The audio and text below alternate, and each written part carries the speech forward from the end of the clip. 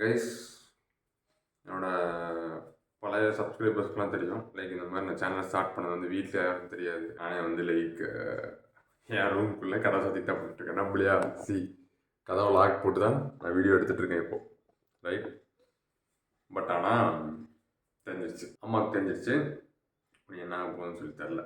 ஆனால் அதை பற்றி இப்போதைக்கு கவலைப்பட வேணாம். ஏன் அப்படின்னா எங்கள் அம்மாவுக்கு தெரியல, என் ஃப்ரெண்டோட அம்மாவுக்கு தெரிஞ்சிருச்சு. கடைசி அவனுக்கு ஒரு சான்ஸ் தரல. நைட்டு எல்லாம் விட்டு தூங்க போன ஒரு 9 o'clock கிட்ட 2 மிஸ் கால் இருந்துச்சு.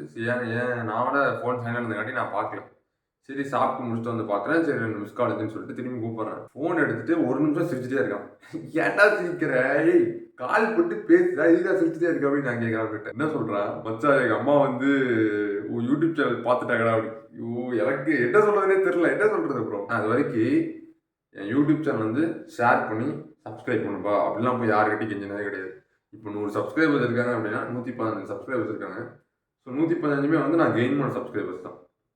இனிஷியலாக என்னோட ரொம்ப காலேஜில் வந்து என்னோட க்ளோஸ் ஃப்ரெண்ட்ஸ் கிட்ட மட்டும் ஷேர் பண்ணி அந்த மாதிரி வந்து மச்சான் இதான் சேனல் பண்ணுறேன், லைக் உங்கள் ஒப்பீனியன் வேணும், உங்களோட லைக் கிரிட்டிசைஸ் பண்ணுங்க அப்படி இப்படின்னு சொல்லிட்டு அதுக்கு வேண்டி ஷேர் பண்ணி விட்டேன். அவ்வளோதான். அதுக்கப்புறம் அப்படியே அவங்களெலாம் ஷேர் பண்ணி விட்டோம். ஆனால் வந்து நான் இது வரைக்கும் அவங்ககிட்ட போய் கெஞ்சினதான் கிடையாது. ஏன்னா நீ எனக்கு சப்ஸ்கிரைப் பண்ணல, ஏன்னா நீ வந்து என் வீடியோ லைக் பண்ணல, இப்படிலாம் நான் கேட்டது கிடையாது. நான் கேட்கவும் போகிறது கிடையாது. அது ரொம்ப ஒரு மாதிரி சீப்பாக இருக்கும் அந்த பிஹேவியர். அப்படி ஒரு அவசியம் எனக்கு தேவையில்லை.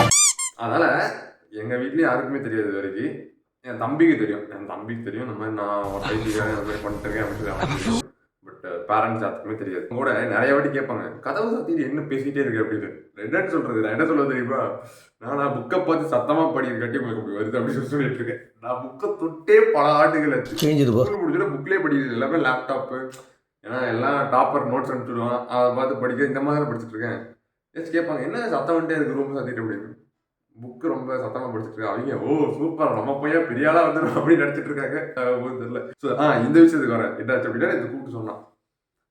நான் அவங்க அம்மா ஆக்சுவலி அவனோட எல்லாம் ஹாஸ்டல் தானே. லைக் எங்கள் காலேஜ் வந்து மெஜாரிட்டி ஹாஸ்டல் ஸ்டூடெண்ட்ஸ் தான், வெளியூர்லேருந்து படிக்கிறது தான். கோயம்புத்தூர்லேருந்து டேஸ் காலேஜ் கம்மியாக தான் இருக்கும். என் ஃப்ரெண்டு வந்து பெரம்பலூர், திருச்சி பக்கத்தில். அங்கே போய் அவங்க அம்மா எப்படி என்ன கண்டுபிடிச்சாங்கன்னு சொல்லி அதுக்கு ஒரு ஸ்டோரி சொன்னாங்க. இந்த லைக் இந்த ஐவிலாம் போவோம், இந்த மாதிரி பேட்ச் எல்லாம் செலிப்ரேட் பண்ணிட்டு போல. ஸோ அப்போ ஃபோட்டோஸ் ஏதாச்சும் எடுத்திருந்தா நானும் ஒன்றா ஃபோட்டோ எடுத்துட்டு போல. அப்போ வந்து முடி இருக்கும் நிறையா. இப்போ தான் வந்து வளர்ந்துட்டு இருக்கு திரும்பி. ஸோ முடி ஃபுல்லாக வச்சுட்டு இருந்தேன்ல. ஸோ அந்த டைமில் அந்த ஃபோட்டோஸ்லாம் வந்து பேரண்ட்ஸ் யூஸ்வலாக அனுப்பிச்சுட்றதா அந்த மாதிரி அனுப்பிச்சுட்ருக்கா. அவங்க அம்மா அதை பார்த்து ஞாபகம் வச்சுருக்காங்க. லைக் திருப்பி வீடியோஸ் சஜஸ்ட் பண்ணோன்னே என் ஃப்ரெண்டு கிட்ட சொல்லியிருக்கா. என் ஃப்ரெண்டு இல்லையா அவன் அந்த மாதிரிலாம் பண்ண மாட்டானே அப்படி ஏதாவது சொல்லியிருக்கா போல. இல்லைடா உன் ஃப்ரெண்டு வந்து இந்த மாதிரி யூடியூப்ல நிறைய வீடியோஸ் போட்டிருக்கான், நீ போய் பாரு அப்படின்னு சொல்லி அவங்க அம்மா இவனுக்கு ரெக்கமெண்ட் பண்ணிருக்காங்க.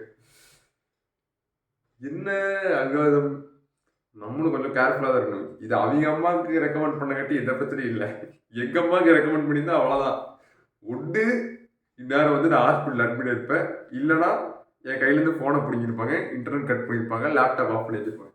சம்திங் ஏதாச்சும் நடக்கும். என்ன ஏன்னா அதான் சொன்னேன்ல, நான் வந்து பெரிய டெய்லியும் 24/7 எப்போ பார்த்தாலும் இந்த ரூம்லேயே தான் இருப்பேன். ஃபஸ்ட்டாச்சும் வெளியே போயிட்டு இருப்பேன், ஏதாச்சும் திட்டு வாங்கிட்டே இருப்பேன், வீட்டுக்கே வரமாட்டேன்.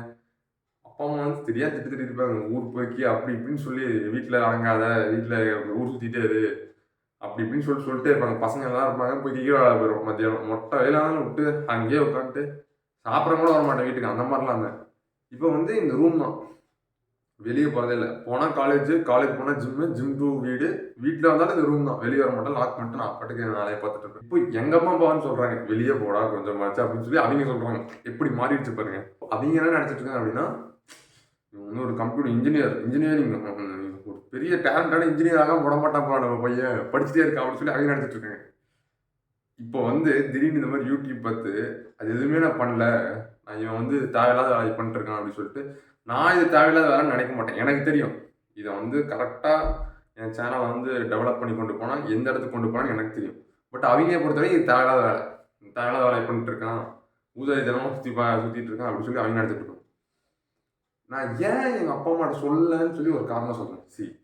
இப்போ நான் வந்து எங்கள் அப்பா அம்மாட்ட போய் 0 சப்ஸ்கிரைபர்ஸில் போய் இந்த மாதிரி யூடியூப் சேனல் ஆரம்பிக்க போகிறேன், எனக்கு அது வந்து இந்த மாதிரி யூடியூப்லேயும் மானிட்டைஸ் பண்ணலாம், அதுலேருந்து ஒரு லிவிங் மேக் பண்ணலாம் அப்படி இப்படின்னு நம்ம போய் அந்த கதையெல்லாம் என்கிட்ட சொல்லிட்டு தானே வைங்களேன், படா வேலையை படா அப்படின்னு சொல்லிடுவாங்க. அவ்வளோதான். இப்போது ஒரு வேலை இது அவங்களுக்கு தெரியற நேரத்தில் நான் ஒரு நல்ல ஒரு பொசிஷனில் இருக்கேன்னு வைங்க, நல்ல ஒரு டீசெண்டான சப்ஸ்கிரைபர்ஸ் வச்சுட்டு இருக்கேன்னா வைங்களேன், அப்போது வந்து கேம் வேறு மாதிரி இருக்கும். ஆக்சுவலி அந்த அளவுக்கு வந்தால் நானே இப்போ சொல்லிடுறேன், இந்த மாதிரி வந்து யூடியூப் பண்ணுறேன்னு நானே சொல்லிடுறேன். பிகாஸ் அவங்களுக்கு ஒரு எப்படி சொல்கிறது, ஒரு கான்ஃபிடென்ஸ் தரணும்ல. ஓகே இவனால் முடியும் அப்படின்னு சொல்லி. நான் ஜீரோலேருந்து ஸ்டார்ட் பண்ணும்போது அதெல்லாம் வந்து ஒர்க் அவுட்டே ஆகாது. எனக்கு தெரியும், நான் வந்து இதை அவங்ககிட்ட மறைக்கணும்னு அவங்களுக்கு தெரியக்கூடாது அப்படிங்கிற ஒரு இன்டென்ஷன் கிடையாது. சொல்ல வேண்டிய நேரத்தில் சொல்லிடுறேன். பட் அதுக்குள்ளே அவங்களுக்கு தெரிய வந்தாலும் பரவாயில்ல, பட் தெரிய வரும்போது நான் ஒரு நல்ல ஒரு பொசிஷனில் இருந்தால் போதும்னு நினச்சிட்டு இருக்கேன். ரைட்? ஏன்னா அப்போ தான் வந்து விடுவாங்க, இல்லைன்னா அவங்க நான் கட் பண்ணி விட்ருவாங்க. இதே வந்து நான் காலேஜ் முடிச்சுட்டு இன்னொரு 2-3 வருஷம் அந்த அந்த டைமில் நான் என்ன பண்ணாலும் கண்டுக்க மாட்டாங்க. பிகாஸ் அவங்களுக்கு இப்போ என்ன வேணும், சரி காலேஜ் முடிக்கிறான், நல்ல ஒரு வேலை கிடைக்கும். ஸோ இதை நோக்கி தான் நான் புஷ் பண்ணிருப்பாங்க. ஸோ தெரிய வந்தாலும் பரவாயில்ல, அது மட்டும் கொஞ்சம் லேட்டாக தெரிய வரணும், நம்ம ஒரு இடத்துல ஒரு நல்ல பொசிஷனில் இருந்தால் ஓகே.